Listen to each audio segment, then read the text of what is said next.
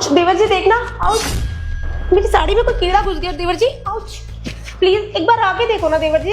अरे भाभी, ये आप कैसी बातें कर रहे हो? अगर कोई कीड़ा आपकी साड़ी में घुस गया है तो जाकर आप बाथरूम में चेक कर लीजिए ना, मैं इसमें क्या करूंगा? देवर जी, जब तक मैं बाथरूम में जाऊंगी ना, जब तक वो मुझे काट लेगा, एक बार देख लो ना प्लीज उठ के।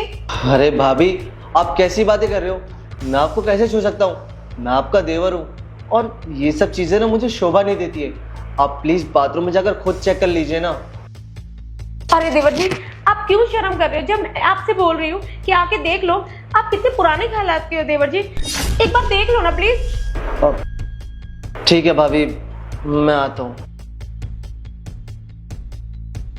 दिखाइए, कहाँ है कीड़ा? पीछे देखिए।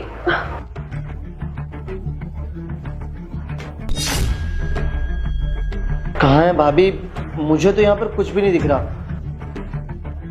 अगर कीड़ा होगा तभी तो आपको दिखाई देगा ना देवर जी। मतलब भाभी, मैं कुछ समझा नहीं। देखिए, मेरी शादी को अभी टाइम ही कितना हुआ है, बस 1 महीना, और तुम्हारे भैया मुझे छोड़कर चले गए।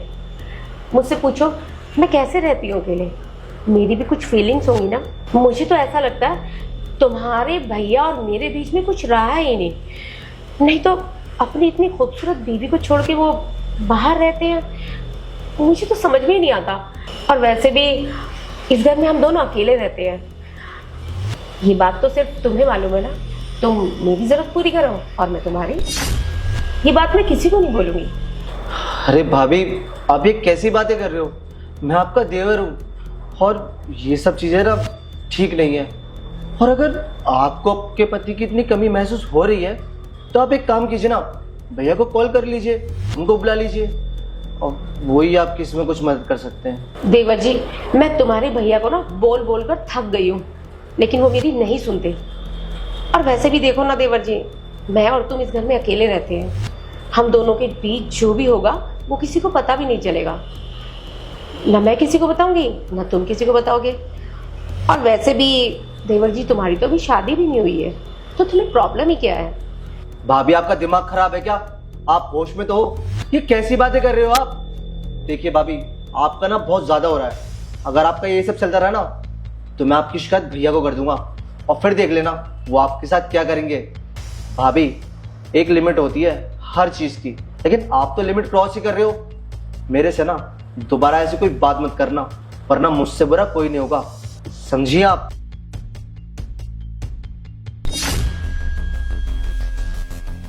अच्छा, लगता है ये अकड़ू ऐसे नहीं मानेगा, इसके लिए मुझे कुछ तिगड़ में बजानी पड़ेगी।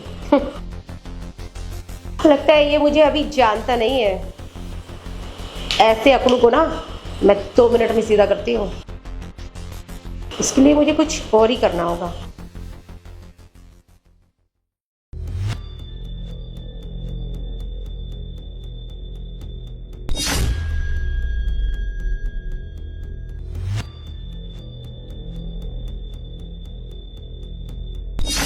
अरे देवर जी, आप वहां क्यों खड़े हो? और वहां खड़े हो के ऐसे क्या देख रहे हो? आप मुझे अंदर आके भी तो देख सकते हो। अरे नहीं नहीं भाभी, ऐसी कोई बात नहीं है।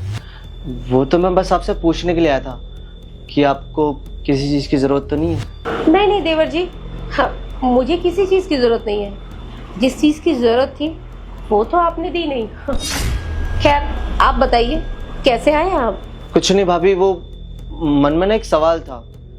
वो क्या है कि आज सुबह आपने जो कहा ना, मुझे उसके बारे में पूछना था। वो आपने सीरियसली कहा था या फिर आप मुझसे मजाक कर रहे थे? नहीं देवर जी, मैं आपसे मजाक क्यों करूंगी? मैंने कभी आपसे ऐसी मजाक की है क्या? और वैसे भी मैंने जो आपको समझाना चाहा आप वो समझे ही नहीं, और मैंने फिर सोचा कि मैं अपने मायके चली जाती हूँ। मेरी वो जरूरतें हैं ना, वो वहां जाकर पूरी हो जाएंगी। आप समझ रहे हैं ना मैं क्या कह रही हूँ? अरे नहीं नहीं भाभी, आपको कहीं जाने की जरूरत नहीं है। वो क्या है ना कि आपने जो सुबह बोला था ना, उसके बारे में मैंने बहुत सोचा। फिर मेरे दिमाग में आया कि यार, आप गलत थोड़ी ना कह रहे हो। वैसे भी जब इंसान को भूख लगती है तो कहीं ना कहीं तो अपनी भूख मिटाएगा ही। मैं समझ सकता हूँ भाभी, आपकी अभी अभी नई नई शादी हुई है तो आपकी भी कुछ अपनी पर्सनल नीड होंगी, और सच बताऊं तो मेरी भी कोई गर्लफ्रेंड वगैरह नहीं है, लेकिन क्या करूं कि शर्म आती है, तो इसलिए। चलो अच्छा, आपको मेरी बात समझ में तो आई। देर आए दुरुस्त आए तो सही। वैसे भाभी मैं आपसे एक बात कहूं, आप जब शादी करके पहली बार इस घर में आए थे ना, तभी से मेरी नज़र आप पर थी और मैं आपको छूना चाहता था, लेकिन मैं डरता था कि कहीं आपको बुरा लग गया तो, और आपने भैया से बोल दिया तो बहुत बड़ी दिक्कत हो जाएगी। लेकिन हाँ, जब आपने सब कुछ खुलकर कह दिया तो मेरा भी डर खत्म हो गया। वैसे भाभी आपने जो कहा ना, बिल्कुल सही कहा। अब इतने बड़े घर में देखिए ना, हम दोनों ही अकेले रहते हैं, और हम दोनों एक दूसरे की जरूरत नहीं समझेंगे तो फिर भला कौन समझेगा। और देवर का तो फर्ज होता है ना कि भाभी की सेवा करे। अब फिर चाहे वो सेवा घर की हो या फिर भाभी के अपनी पर्सनल हो। यही बात तो देवर जी मैं कब से आपको समझा रही थी, लेकिन आपको मेरी बात समझ में ही नहीं आ रही थी।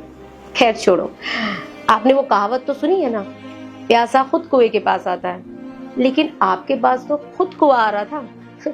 खैर, अब तो आपने समझ ही लिया है। जब आपने समझ ही लिया है ना, तो देवर जी मेरी एक शर्त है। शर्त? कैसी शर्त भाभी?